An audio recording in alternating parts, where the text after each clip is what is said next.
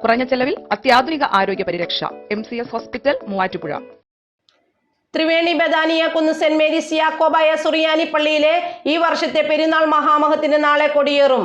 പെരുമ്പാവൂർ മെത്രാപ്പോലീത്ത മാത്യൂസ് മോർ അഫ്രേം തിരുമേനിയുടെ മുഖ്യ കാർമ്മികത്വത്തിലാണ് പെരുന്നാൾ ചടങ്ങുകൾ നടക്കുക.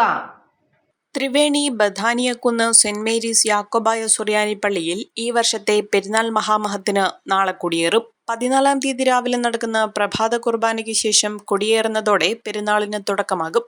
ത്രിവേണി ബഥാനിയക്കുന്ന് സെന്റ് മേരീസ് യാക്കോബായ സുറിയാനി പള്ളിയുടെ പ്രധാന പെരുന്നാൾ ജനുവരി മാസം 14-15 തീയതികളിലായിട്ട് ആഘോഷിക്കപ്പെടുകയാണ്. ഈ പ്രദേശത്തെ സംബന്ധിച്ചിടത്തോളം ഒരു ആത്മീയ വിളക്കായി ഈ പരിശുദ്ധ ദൈവാലയം നിലനിൽക്കുകയാണ്.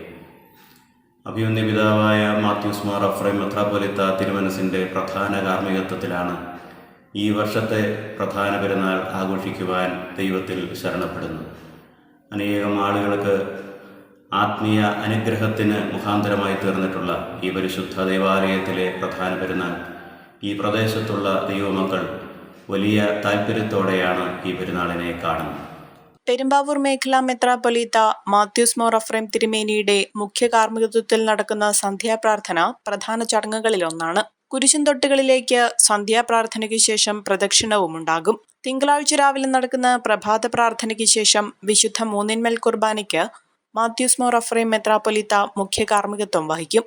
സെമിത്തേരിയിൽ ധൂപപ്രാർത്ഥന, ഉൽപ്പന്നലേലം, പ്രദക്ഷിണം, ആശീർവാദം, നേർച്ച സദ്യ എന്നിവയ്ക്ക് ശേഷം ഈ വർഷത്തെ പെരുന്നാളിന് കൊടിയിറങ്ങുമെന്ന് ഭാരവാഹികൾ അറിയിച്ചു. ചമയങ്ങളില്ലാതെ, ചായമില്ലാതെ, മായമില്ലാതെ, ഹൈസ.